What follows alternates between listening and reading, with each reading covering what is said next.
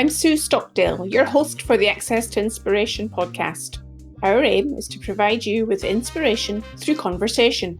In the 50 episodes to date, I've spoken to many interesting people, ranging from a sailor and a sports scientist to a designer and a doctor. All of their amazing stories have the power to strengthen, shape, and challenge our view of the world. We hope each episode ignites new possibilities within you, makes you think and do something differently as a result. And as we're on a social mission, we want to discover the impact that all of these episodes have had on you. So whether this is your first or your 51st episode, we'd love to get your insights about the impact that it's had. There's a short 3-minute survey which you can get a link to in our show notes, and we'd love if you would take a moment to complete that. Or you can leave us a voice note if you'd prefer to just record a quick bit of audio telling us your story and the impact the podcast's had on you.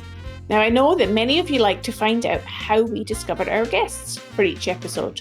And from experience, I know that the most amazing stories can be found in the most odd places. If you just ask a few questions and engage in conversation with another human being. Well, today is no exception. There I was getting a massage and began a conversation with the massage therapist. Little did I know what I was to discover when I asked him the question, "How did you become a massage therapist?" And a lot of interesting information was revealed. So I went back later to record this episode with him. Now there may be a little bit of background noise, but I hope that doesn't detract from what Thomas Andrén has to say. Welcome to the podcast, Thomas. Thank you. So I've come across you as a massage therapist, and I'm really curious to know, what is it you like about being a massage therapist? Oh, there's a lot of things actually. First of all, you get to meet a lot of people from all over the world, especially when working on cruise ships like this. It gives you a very colorful experience meeting people from all over the world. And that particular thing, being a massage therapist, gives you a longer opportunity to actually have a conversation with someone. And you are bypassing a lot of social barriers very fast, since you're actually having someone on the table, massage table, and you're doing hands-on treatment, which is a little bit intruding maybe for some people, but you are passing by a lot of social barriers. So people tend to open up.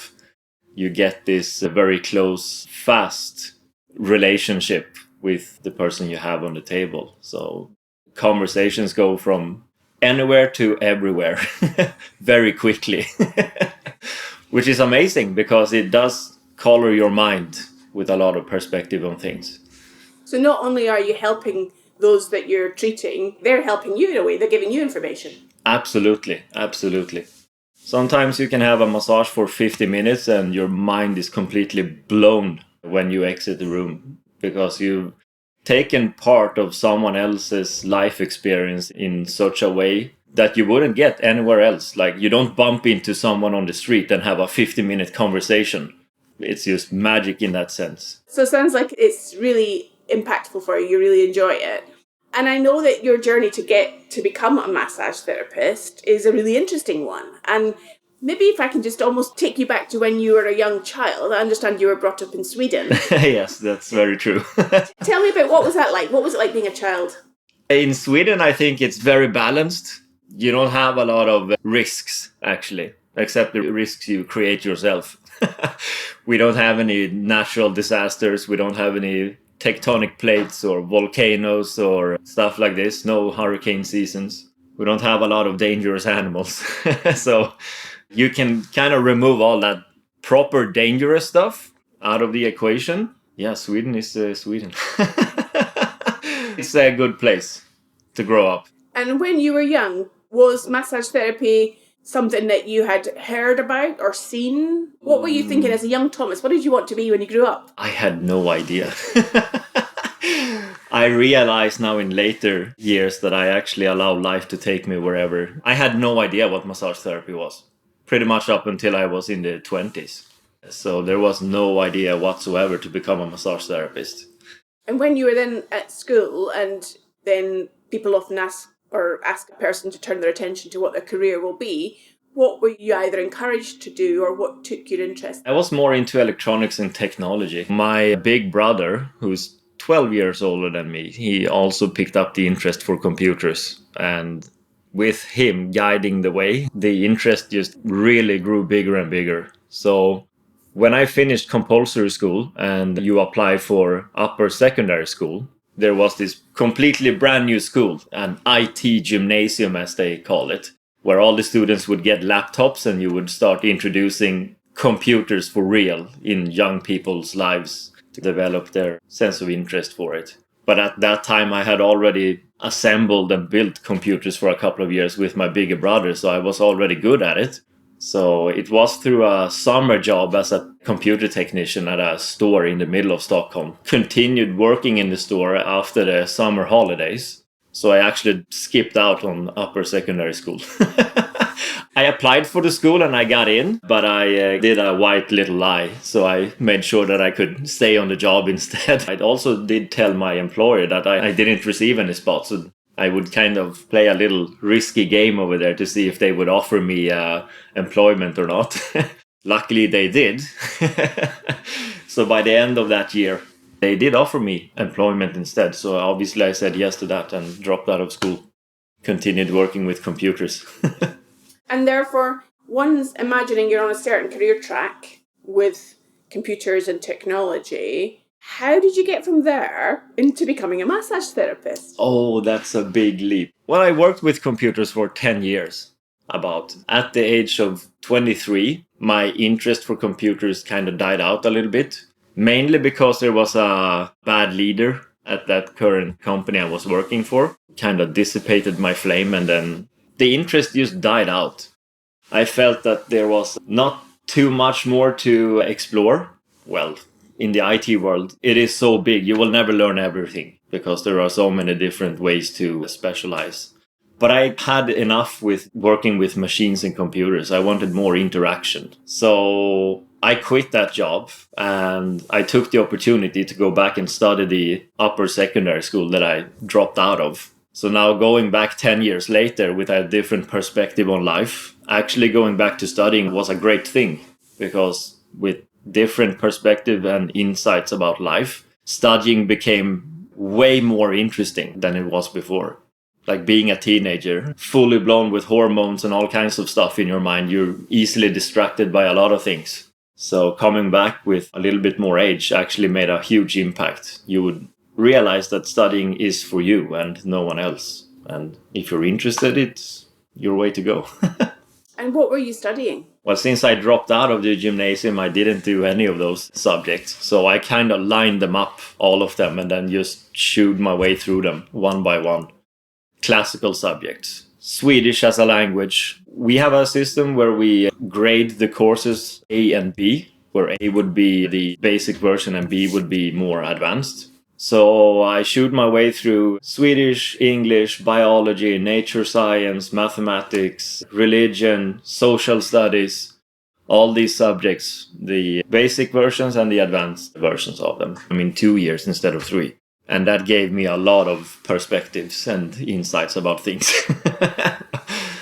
And the massage therapy come out there? Because I know that you use a kind of principle of logic and questions at some stage to make your decision as to what came next. Yeah. By the end of these studies, I realized that, okay, I need to start focusing on something that I will do for the next 10, 15 years. Because now when I have upgraded my backpack with knowledge, there's a lot of things to enjoy.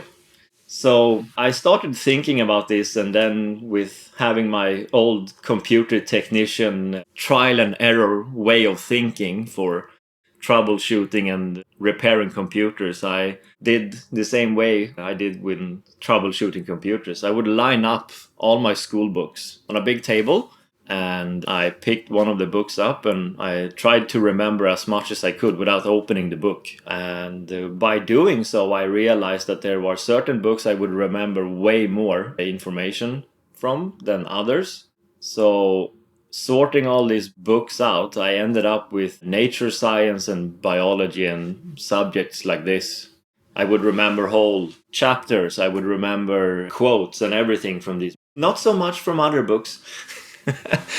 So that made me realize something, that I had some kind of subconscious interest in these subjects. There must be something inside of me that has an interest for things like this. So I thought, okay, if I am into nature science, what professions are there? Because I also realized that preferably you should do something that you enjoy and that comes easy to you. For me and mathematics, for example, it's not a very good combination. That wasn't in the list then. Yeah. I would have to fight myself every day to keep that even on a normal level. So that clearly wasn't an option. So looking back at nature science and biology and things like this, I was trying to find out what kind of professions you would have with this as a main guideline. So I stumbled over anatomy. And I thought, okay, let's get 1 or 2 books out of this and start reading it and see if I remember this as well or if it does make any sense to me when I read it. So I did, and pretty much everything was very easy for me when I started reading it. I remembered names of muscles and anatomy, and I remembered physiology quite easy. So I thought, okay, interesting. So this should be something I should look into. Maybe a profession within this sector of subjects would be something, since clearly it comes easy for me. So having identified the subject, I knew that this would be something I would have to do for the next 10-15 years or something. So I started writing down questions to myself. I bought a notebook and I started just randomly type down questions to myself. Easy questions where you would answer yes or no. A little bit every day. Sometimes in the mornings when waking up and having dreams, I would make questions out of those dreams and just write it down. Or mainly in the evenings when I've had a whole day of experiences, I would note down questions about the day. Completely random until I filled the entire notebook, which was maybe 2.5, 3 months or something like this. That's quite a bit of work. That's quite a bit of work. Like you make it into a daily routine or something and just, okay, I'll go write down some questions before I go to bed. And did you know what was going to happen? When you were going through this process of writing down the questions, did you have a process in your mind as to what was going to happen next with those questions? Or did that materialize along the way? It was a little bit like a roller coaster. At many times I thought, why am I even doing this? Like, why am I writing all these questions? Am I ever going to answer them or not? Or is this just a way for me to ventilate down my mind on a paper? So back and forth between thoughts like this, or now I'm really tempted. Oh, that was a good question. I need to write these ones down because they are so weird.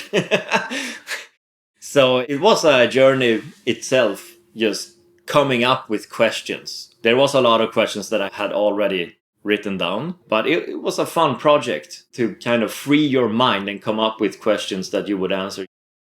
The conversation continues in a few seconds after this. If you are a busy person and probably always feeling behind, then you may be wondering how you can get more done in less time. One solution is working with a virtual assistant. They can help with social media, graphic design, customer service, copywriting, digital marketing, and many more tasks. iWorker is a social enterprise that connects you to talented remote workers from countries in crisis. Most of their team come from Venezuela, a country facing dire economic circumstances. By hiring from iWorker, like we do, you'll get back some time for yourself and help to change a life. Find out more by listening to episode 20, where I spoke to co-founder John Miles, or you can look at their website, iworker.co, to find out more. Now back to the podcast. Can you remember any of those questions that stood out for you? Yes, quite a lot of them actually. So when this notebook was done, I put it away for a couple of weeks to kind of clear my mind away from it and get away from the routine of writing down questions. So I went on and about with whatever I was doing, finishing the last couple of months in school and working on weekends, doing my whatevers I did to maintain a normal life in Sweden. So then, after a couple of weeks, I took this notebook with all the questions and in rapid succession started answering these questions. And I would take notice of what happens if I got any physical reactions when I was answering these questions. Was it a quick yes, quick no, or every time I said no, was it any feeling of disgust, or did my body respond in a very physical way when answering yes or no? Yes, there was. A lot of physical reactions, a lot of laughter, a lot of deep emotional impacts, daydreaming, like pictures, vivid sequences of pictures coming up in your mind answering these questions for all kinds of things. So I thought, okay, this is actually very interesting. I'm interviewing myself in a very logical way. So how do I combine this with my previous insight that I should be working with something that has to do with nature science subjects? So along the way, answering these questions, the two different bubbles kind of merged. And I started looking for questions more that had to do with nature science. And the more I observed this, I got positive reactions inside of my body. If I would ask you, would you like a suitcase of $50 million? How would you even respond to a question like that? Is someone ever going to ask you that question? But let's pretend someone does. And how would you actually react? If someone just walked straight up to you and say, would you like $50 million? How do you react? What happens inside of you? There are so many things going on in a couple of seconds before your critical mind comes in and pushes all these reactions down like that. That's never going to happen. Are you insane? Why would someone ask you these questions? So if you just zoom out on yourself and you observe where your mind takes you in a couple of seconds, first, there is a big rise of positive feelings coming up. Like, oh, I would do this, I would do that. All my problems will be solved. And then directly after comes this negative feeling of you like that's never going to happen. Are you ridiculous? Why would you think something like that? And what are you going to do with all that money anyway? All these questions, they really started affecting me in both positive ways and negative ways, with physical reactions, positive reactions and negative reactions. So I started filtering out the positive reactions. Every question I answered yes to. Some of them in an instant. Like, yes, this is definitely something I want to do. Or, maybe I'll need to read this question one more time. Maybe I'll say yes next time. We'll see. So I started filtering the notebook with questions, and I would take a new notebook and write these questions down. All the questions I said yes to, or was a little bit maybe, still wrote them down in a new notebook. And through that process, I filtered out all the questions I would say yes to or have a positive feeling inside. That took a couple of months. And another notebook, filtering all of this. So by the end, maybe 3-4 months doing this process, back to your question was if I would remember any of these questions. There was a handful of questions that I always answered yes to. And one of them being, would you like to have the entire world as your playground? Yes. Why not? Why wouldn't you want to see the rest of this world? Why would you want to be stuck in Sweden for the rest of your life? So that was a definite question that every time I wrote that question down, I already wrote yes, pretty much before it was just like a big sign in my head, like, yes, and this is something I definitely want to do.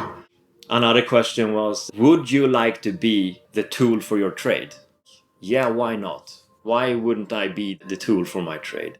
I should use my hands to be able to perform a profession which I could use anywhere in the world. Now that I would be traveling the entire world with my previous question, it would make it easier to explore and easier to go everywhere if I was the tool, not bringing a lot of equipment with me. So, okay, I need to be able to travel lightly, which was another question. Would you like to travel with a lot of bags? No. Would you like to travel with light bags or travel light? Yes, of course. It makes things easier. And you're removing the chance of your luggage getting destroyed or your equipment to be lost or things like this. So with this, I kind of formed an idea that maybe I should be some kind of a therapist. I would be the tools. I would use my hands to do my profession. I would be able to do it anywhere. I wouldn't need an office. I wouldn't need lab equipment. I wouldn't need fancy equipment or anything that would be a hassle to bring with me. So tightening the rope around my own neck with these positive yes questions and the nature science as a core, I started looking at different professions as a therapist. And I stumbled over massage therapy. It strikes me, Thomas, that one of the things it sounds like you were doing really well was not listening perhaps to that critic voice. Because many people have those dreams and ideas about what they would like to do, and then comes in the yes, but, and they don't pursue them because the critic gets in the way. How did you allow your critic to not overwhelm your thinking and your belief in what was possible? That is an excellent observation from your side. Talking about it like this now actually makes me realize that chasing down and hunting these positive reactions in your body while answering the questions yes or no, clearly you want to feel positive, even though it's very healthy to feel negative and bad in many ways. That's another spectrum of buttons to gain insights about yourself. So it's healthy to have both. But I think during that time, answering all these questions, I really wanted to find something that would make me feel positive. I wanted to find a profession or something that would stimulate me for the next 10, 15 years in a positive way. On the contrary to mathematics. Whenever I get confronted with a mathematic problem, I just, bleh, no thanks. So I guess in one way, chasing those positive reactions when answering the questions overtook the role. And it's also important to be able to zoom out on yourself, to see yourself from different angles, different perspectives, to realize that you do have a positive way of thinking and you do have a negative way of thinking and you do have a critical way of thinking. And how do you sort that out? If you can put your finger on whichever it is and realize that this is actually a very negative way of thinking, you put it more into a objective way of thinking about it, and then having those insights and the ability to identify your own thoughts and kind of categorize them as positive or negative, you can then start attacking them with further questions like, why am I thinking like this? How am I thinking like this? And like one of those rubric cubes, twist and turn, find solutions. If you can put your way of thinking into an object, and then you can take that object and twist and turn it with different ways of thinking. Like, okay, let's try to think positively about this negative thought that I just had. Am I able to convert it, or am I able to twist and turn it into something positive instead of thinking only negative about it? I became my own Rubik Cube with thoughts and insights. So this obviously became a little bit messy. So I started drawing a lot of mind maps on paper. So whenever I had a very positive thought or when I had a very negative thought, I would mind map it down on a paper. I would draw it in the middle of the paper and I would draw different ways to approach that thought around it. And I would just, first of all, to get it out on a paper so you don't have it circulating in your mind. Let's say you have a negative thought and you turn it into an object in your mind. And you start twisting and turning this cube and try to approach it in different ways. Your mind is very easily distracted by all your senses. So if you're not sitting down and really focusing on this, it's going to be hard for you to keep that mental picture trying to solve this puzzle in your mind completely. So it's easier to draw it out on paper so you can see it with your eyes, to get input from one of your senses. Maybe you can touch the paper as well with your hand to get a feel of what it is. Can I touch this thought? How do I feel when I touch this cube that I've just put on paper now that I can see it? If you pose the cube as a question, why don't try to read it out loud so I can hear the question? I can hear myself saying it. So now we're all of a sudden engaging a lot of our senses to find solutions for it. I'm imagining as you're describing this to me that all of a sudden the word massage therapist, or the picture appeared on your mind map as the answer. Was that how it happened? Yes, that's exactly how it happened. So I wrote down massage therapist on a big A3 paper where I would have lots of space to just deep dive into every category that I drew around it. So obviously I touched the paper, I looked at it, I read it out loud many times so I could hear the word to see if that would trigger a positive feeling. Thomas, can you see yourself as a massage therapist? Yes, no. Yes, I actually can. That would be nice. Or why? Why would that be nice? Well, I guess it has to do with nature science, and I would learn a lot about the human body. I know a lot about computers. Why not deep dive into the most advanced machine there is, the human body? There is no end to what we know about the human body. We still don't know everything. So I was like, okay, yeah, this is actually a really good challenge. The human body would be the most advanced machine I would ever work with. So that piqued my interest as well. I think you're already describing to us a great deal of awareness about the human body and the connection between mind and body, senses and mind, that you perhaps consciously or unconsciously were even applying in your decision-making process to get to massage therapist as being the output. Yeah, that's true. So how did you find a job then, being a massage? Yeah, I guess I was a little bit lucky being born in Sweden and everything, where you have Swedish classic massage. You need luck as well. I started looking for different therapist professions. And in Sweden, we have a school called Axelssons, which is the oldest school in Scandinavia for massage therapy. I did some research. I went to their webpage, I read about it, and I looked at the course details, what you would learn. And I thought, okay, this is definitely something I'm going to have a go at. So it's a private school. In Sweden, we have a lot of financial support from the government. You can get support if you want to study something. But this, since it was a private school, you don't have support from the government. So you have to take a loan to be able to study there or financially do it yourself. So coming fresh out of secondary study school and working extra on weekends, I thought, how do I get this money then? So I asked my mom for help. She took a loan for me and I decided, okay, studies are 750 hours. I can easily put 750 hours down of focus if this is going to be the next thing I'm going to do for the next 10, 15 years. So I went to apply. They took me in and I started my journey and went through training. And was it as enjoyable as you imagined it would be? Yes, definitely. I had already started growing a big interest for physiology. And since I knew that nature science subjects would be something that I could read easily, I enjoyed every minute of that training. And then in terms of making the world your playground, as you describe it, did cruise ships and being a massage therapist on cruise ships enter into your thinking at that stage? Luckily, by the end of the massage training, this school had arranged for a lot of companies to have seminars at the school and talk about how it is to work as a massage therapist.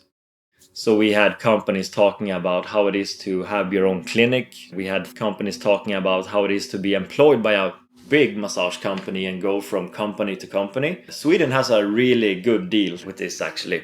If you have a company, you can have a therapist come to your company and give all your employees massage, and it's 100% deductible from tax for your company by the end of the year. So you can give all your employees free massages, basically, which in the long run is very beneficial for your company. So there was a couple of different companies talking about this. They would have 50, 100 therapists working under them, sending them out to all different companies. But then there was also people from a cruise ship who had a seminar. And I thought, oh, okay. So this answers my question. Would you like to have the whole world as your playground? So obviously I really paid my attention to their presentation and said, okay, yeah, this is what I'm going to do first. I can definitely work in a spa on board a cruise ship and have my scenery shifting outside my window. At the same time, I'm using my hands, my body as a tool to do my profession. I sent all my papers to all the Swedish cruise ships that we have in the Baltic Sea. And one of them responded fairly quick. Apparently, my application got in 40 minutes after one of the massage therapists on board had resigned. So they resigned, they went for lunch, and when they came back from lunch, my email was top in the inbox with my CV and everything, and they said, okay, perfect, let's call this guy. I don't know how lucky you can be, but that was the start of it. So I went for the interview and everything went well, and off I went for my first cruise ship in the Baltic Sea, where I would stay for 6 years. It's such an amazing story to hear that the insights that you gained about yourself in that process, the decision-making process you used, and that connection between mind and body, even from the process of becoming a massage therapist. As you look now, further on in your career, in a cruise line, working as a massage therapist, is it your dream job that you imagined? Actually, it is. I don't even consider it a work. I am enjoying my interests. My training as a massage therapist is something that comes naturally for me, if that makes any sense. It doesn't feel like I'm working. I get to do what I like. It's my hobby, my interest, or however you want to describe it, I guess. And here I am doing it on a cruise ship, exploring the world and just doing a lot of those questions that I answered yes to without even realizing it. And as you look ahead, you talked about, the body being the most amazing instrument to be explored. Do you intend to continue to explore it, or are you absolutely happy with the massage therapy as being the route to that exploration? The massage therapy is the core of it. And then as time changes all of us, it kind of pushes you off in different directions. You never stop evolving in that sense. And I've been having a lot of ideas to what I want to evolve further. I actually went to Thailand to study Thai massage, which completely blew my mind again because it's so different from Western massage therapy. It's quite the opposite. First rule in Swedish classic massage is do not use your thumbs. And the first thing they said in Thailand when studying Thai massage is we're gonna use our thumbs a lot. Like, thumbs will be your main tool for using trigger points and everything. And I was like, okay, that's a good contrast. We'll see how this ends up. If there was one life lesson that you would share, the things you've learned about your process of your career and how it has developed, Thomas, to date, what would be the lesson you would offer to our listener? Don't be afraid to step out of the box.